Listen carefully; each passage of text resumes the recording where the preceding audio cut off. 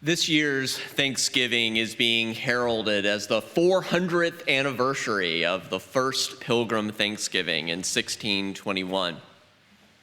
Last week, in describing this Sunday service to come, I jokingly said that the Thanksgiving service that many of us were taught to celebrate as a child is maybe 80% a lie. Now, I have no idea what the actual percentage would work out to, but I was pointing to the fact that growing up, many of us heard only a small slice of the truth. In many ways, it's sort of a sin of omission as much as anything, that we only heard about perhaps 20% of the important parts of the story.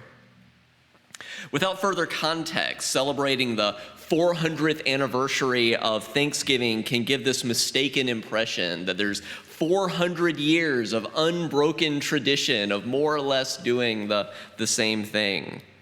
The historical reality is a lot more complex. To learn more about the rest of the story, I'd like to invite us on a brief tour of the past, the present, and some of what the future could look like of Thanksgiving.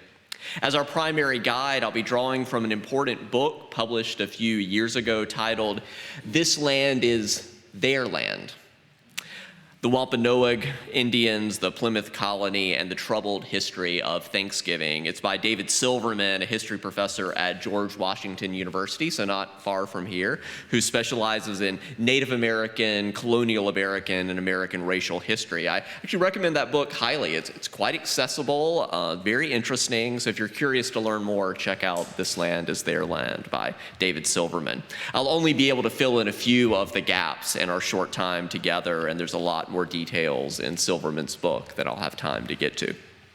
But to begin, if we were to turn back the clock 400 years to 1621, there was a shared meal between the English colonists and some of the members of the Wampanoag tribe, but neither party thought of the event as a Thanksgiving. That's the first biggest thing that we often get wrong anachronistically. At that time, the word Thanksgiving actually had the opposite connotation of a celebratory feast. When Puritans talked about Thanksgiving, they meant a fast day where you refrained from eating. You spent most of the day at church in solemn reflection and prayer. It's actually, interestingly, much more common in character to what Dawn was describing about the day of mourning that she and her family are going to celebrate, in Plymouth Rock this day. It's much more about fasting. It's much more about spirituality, was much more about what a Thanksgiving used to mean. So that's one major sense in which there is not this 400-year unbroken tradition of Thanksgiving. Instead, our contemporary conception of Thanksgiving was constructed over time due to a confluence of causes and conditions, and I'll be drawing some of them out this morning. It turns out that really, you start in 1621, and then for all the rest of the 1600s, throughout the 1700s, and into the first half of the 1800s, the word Thanksgiving had no link whatsoever to Pilgrims and Indians. All the way through the middle of the 19th century. It was almost exclusively celebrated regionally in New England, and at a variety of different times in late November. The shift toward a Thanksgiving holiday more similar to the one we're familiar with today dates back again just about a century and a half to the mid-1800s. And there are at least two major factors in shaping our contemporary Thanksgiving tradition. The first factor was the standardization of dates. And I don't have time to get into this story, but there was a lot of fighting about that. It's really interesting to see states resisting. We will not do what the federal government tells us anyway over the date of Thanksgiving. But the first factor was the standardization of dates, and with going on decades, there was fighting over that. But it really started in 1863 when President Abraham Lincoln declared the last Thursday of Thanksgiving in 1863 was going to be a national day of Thanksgiving. And he really just had that 1 year in mind, kind of linking back to this Puritan tradition, this one-day attempt to help foster unity amid the horrors of the Civil War. He didn't intend to start an annual tradition. Nevertheless, he did. In 1863, that occasion started this trend of increasingly large portions of the country celebrating a Thanksgiving meal at the same time. The second significant factor in creating the Thanksgiving traditions we know today, for better or worse, actually goes back to a seed planted by one of our own Unitarian forebears. He didn't actually know what he was totally doing either. He was actually acting in good faith in doing this. He just got the history wrong and then influenced a bunch of people. It was the Reverend Andrew Young, the minister of a Unitarian congregation in Boston. As some of you have heard me say before, especially well into the 19th century, Unitarianism was about the fatherhood of God, the brotherhood of man, and the neighborhood of Boston. So, so Reverend Young at this Unitarian congregation in Boston, one that doesn't exist anymore, keep in mind, as I tell you about this, again, that no account of the Pilgrims published before the 1840s made any reference to either Thanksgiving or a harvest celebration in 1621. That began to change in 1841 when Reverend Young published a book titled Chronicles of the Pilgrim Fathers. And that included a single footnote that began to reverberate throughout history. It kind of dropped into the pond and rippled out. He had a single footnote referring to that 1621 event as, quote, the first Thanksgiving, quote, a comma, the harvest festival of New England. Slowly after 1841, over the second half of the 19th century, there's more to this story than we'll have time to get into. This conception of 1621 as the first Thanksgiving began to become increasingly widespread in the sense in which we think of it today. And eventually, most of the general public began to take it for granted that the holiday as they knew it and had inherited had just, of course, always been that way for centuries, going back to 1621. But the truth is, it was a version of the story of much more recent origins that emphasized a particular white, northern Protestant perspective and almost completely neglected the indigenous point of view. Now, I don't have time to go super into this either, but for those of you who were here a few weeks ago when we did the sermon on Foucault would have a field day with Thanksgiving, tracing the archaeology and the genealogy of how it's changed over time and how people have lost the sense of that. Or stretching forward 2 weeks, I'll be doing a sermon for the first Sunday of Advent, and we're going to talk about how there's a similar messiness around the origins of Christianity and how it actually was a lot messier and more complex than is often granted. So it wasn't until the 1890s, a little more than a century ago, that you started to get public school classrooms filled each November with what we now think of as these traditional Thanksgiving decorations, these problematically generic pilgrims, these problematically generic Indians and corn and pumpkins and more, right? That all sort of started in the 1890s and then became ubiquitous.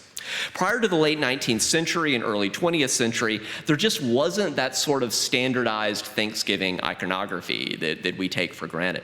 Similarly, Thanksgiving parades do not date back to 1621. They date back to the 1920s. And if we're honest, Thanksgiving parades, they really aren't about Thanksgiving. They're about business owners celebrating the beginning of the holiday commercial season. And although I cannot get into this, it also turns around that Jesus' life and teachings, his life goal was not to become the patron saint of fourth quarter earnings. I hope that's clear to most of us, but that's a whole other thing that's kind of gotten mixed up in how all this has gone on over time. More recently, the most important shift in helping tell a more balanced version of the history of Thanksgiving, it happened in 1970. This is what Don was saying, and this is happening in Plymouth today. It happened in 1970, around the 350th anniversary of the landing of the Mayflower, which of course was a year before 1621 when you had that shared meal.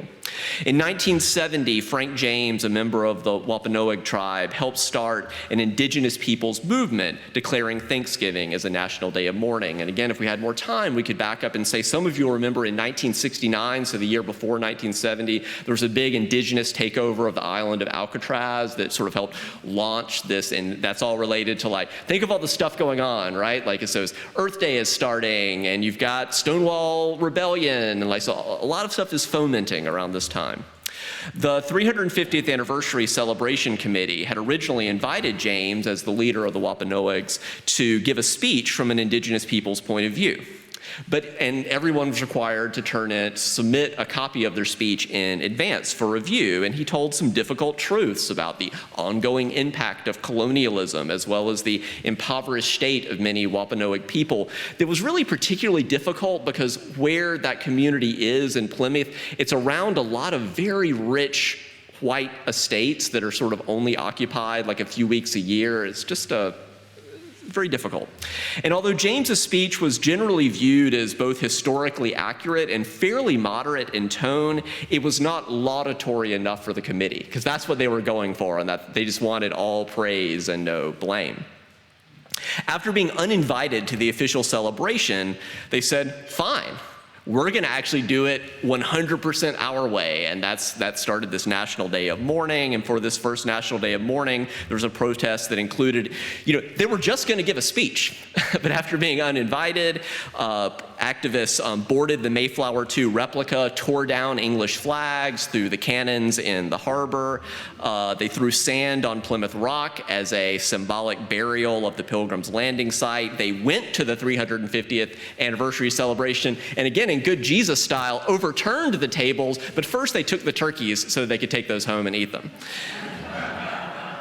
In retrospect, I suspect the committee wished they could just go back and let James give his original fairly moderate remarks.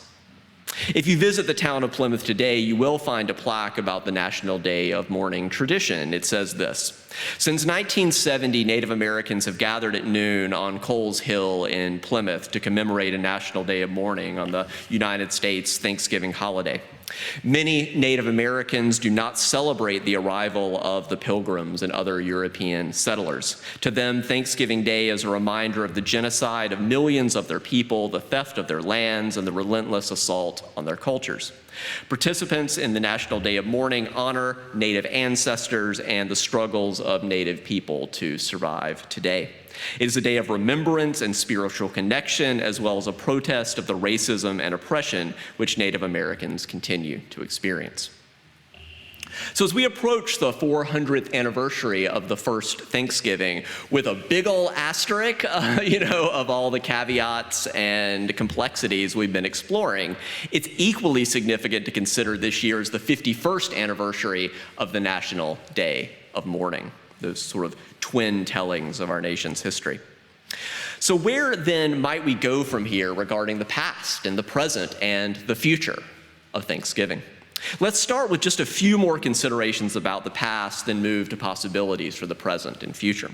Regarding the past, I invite us each to reflect on what can you do within your spheres of influence, to make changes, to advocate for a more honest and full accounting of what has come before.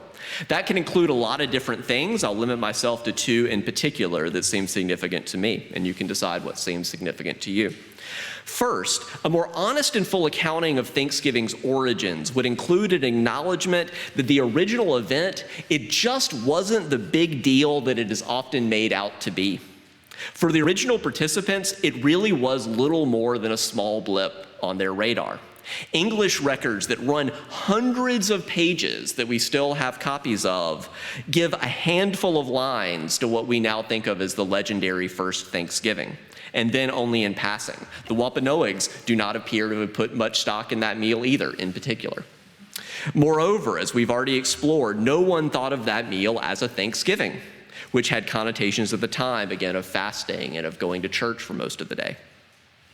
A more honest and full accounting of Thanksgiving's origins would also start the story earlier and tell it from an indigenous point of view. It would include details of the indigenous civilizations on this land that go back thousands of years. It would also tell the more recent history that happened just in the few years right before 1620 and 1621. The way I learned this Thanksgiving story growing up in South Carolina, and you can think of what was true for you. The Indians were said to be wary of the Pilgrims at first because they were naive and thunderstruck. They had never seen Europeans before. The unfiltered truth, it turns out, is exactly the opposite. Every action the Wampanoags took in 1620 and 1621 was deeply informed by the legacy of many Europeans they had encountered prior to that point, who had visited their shores in prior years and left behind a wave of enslavement, of murder, of theft, and of mourning. Desecrating the graves. They're just, taking their food, just terrible, literally enslaving, right? Taking Wampanoags, enslaving and so. In particular, in the years just prior to the 1620 arrival of the Mayflower, the Wampanoag and many other indigenous people had been devastated by a pandemic. So from 1616 to 1619, there was a devastating smallpox epidemic brought to this land by previous European colonizers. Now, that wasn't necessarily always their intent, but the impact was bringing this disease. Similar to the impact, we were constantly hearing at the beginning of this pandemic about the novel coronavirus, right? The reason it's so dangerous is that it's novel to our system. And that was very similar. The smallpox was a novel disease to the indigenous peoples of North America. None of the adults had developed resistance through exposure in childhood, and therefore nearly everyone became ill at the same time, with no one left to provide care. Without modern medicine, we're talking about 70 to 80% of people had died just prior to that. There'd just been this massive, devastating epidemic. So overall, the first Thanksgiving, it was a much more minor affair and had just a much grimmer background than is often acknowledged. Now let us turn to the present and where we might go from here in light of all that we know of what has come before. To begin, I'm reminded of a film that came out a little more than 20 years ago titled The Ice Storm. It was directed by Ang Lee. Has anybody seen The Ice Storm? It's really quite a good film. I see just a few hands. Beautiful cinematography.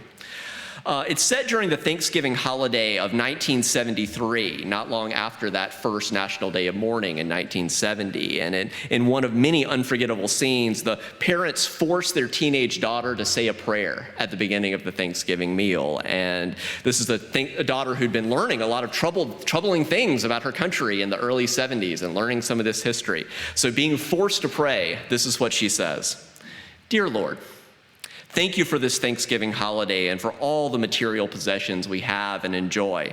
And thank you for letting us white people kill all the Indians and steal their tribal lands and stuff ourselves like pigs, even though children in Asia are being napalmed."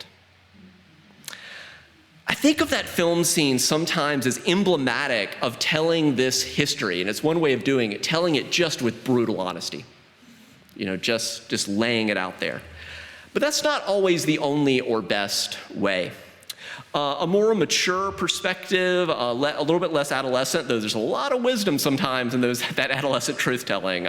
Let me also lift up an excerpt from a speech made a few years ago by the head of the Wampanoag tribe, addressing how Thanksgiving is responded to in the present from various indigenous perspectives.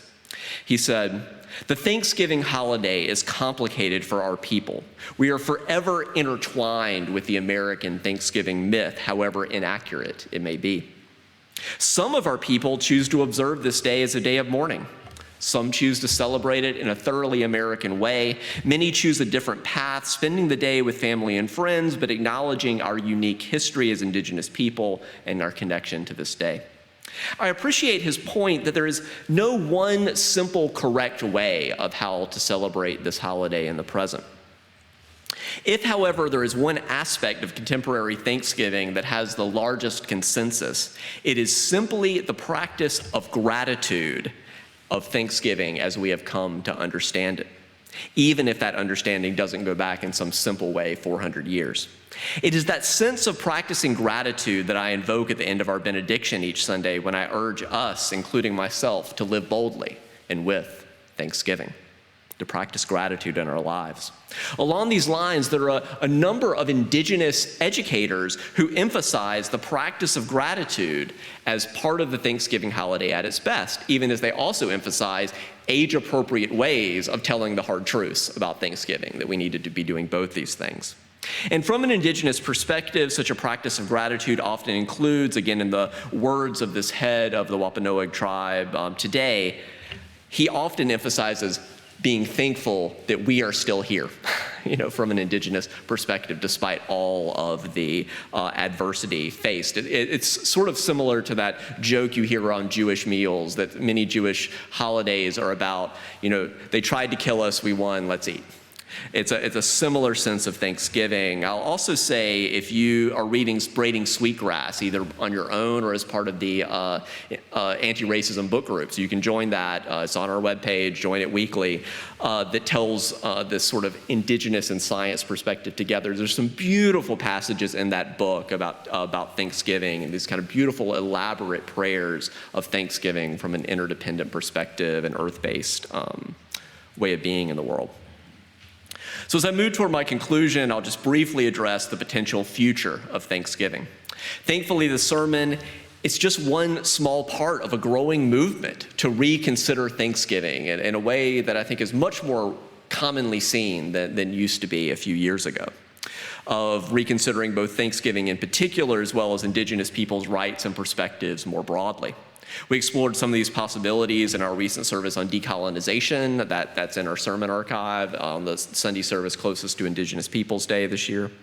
There was also a major focus at the annual UU General Assembly in 2020 on our deepening partners as Unitarian Universalists with Indigenous leaders to explore how to coexist in right relationship with one another and this land that we occupy. Many of these programs are part of a showcase that's still available free. I've actually linked it. It's on our website. If you look on the right-hand side underneath just the announcement about this Sunday service, there's a link to that sermon archive. It'll also be in the e-newsletter that will come out this next week if you want to follow up on some of those videos. For now, I'll leave you with these words on reframing Thanksgiving from my colleague, the Reverend Dr. Susan Frederick Gregg, who is the current president of our Unitarian Universalist Association. She says that in this season of turning and change marked by so much heartbreak and loss, I continue to be inspired by the ways that Unitarian Universalists are actively showing up, willing to deeply examine the complicity of our nation's stories and hiding the truth of the brutality and conquest of peoples and lands that have been the foundation of the United States' history and our continued perpetuation of racial and caste-like systems of hierarchy and domination. May we keep doing this work to dismantle these myths and offer a bolder, more powerful yes to the liberating change that is possible within our faith communities and within our larger communities and for our planet. And on this day, let us be grateful in a genuine manner, and let our gratitude flow from our deep, ongoing commitment to justice and equity. Let our gratitude grow from the beauty and abundance of the earth and the miracle of life. Let our gratitude grow from the opportunities we have to be together authentically, both in person and virtually, in the fullness of our humanity. And may we continue to grow in our capacity for courage, for compassion, for solidarity, and for justice within and beyond our communities. So as we each reflect on how we feel called to show up this Thanksgiving in the present and in the future, let's listen together till we give thanks.